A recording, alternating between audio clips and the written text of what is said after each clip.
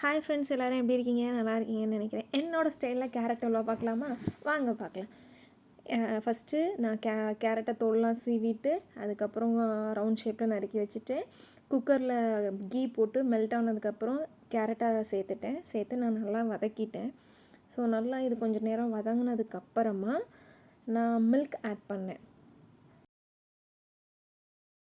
அதுக்கப்புறமா ஃப்ளேவருக்காக கொஞ்சம் குங்குமப்பூ சேர்த்துட்டேன்.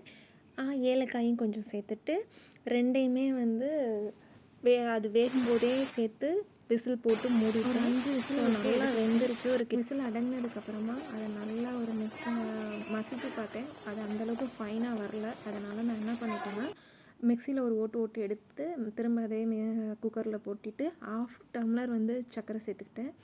அது மெல்ட் ஆகி அதோட கொஞ்சம் ஈயும் சேர்த்துட்டேன். நல்லா மெல்ட் ஆகி கெட்டியாக வந்தது. ஸோ ஃபைனலாக இந்த மாதிரி தான் லுக் இருந்துச்சு. என் பொண்ணு பாருங்க சாப்பிட்டு பார்த்துட்டு என்ன சொல்கிறான்னு நீங்களே கேளுங்க. நான் எதிர்பார்க்கவே இல்லை இவ்வளோ டேஸ்ட்டாக வரும்னு சொல்லிட்டு.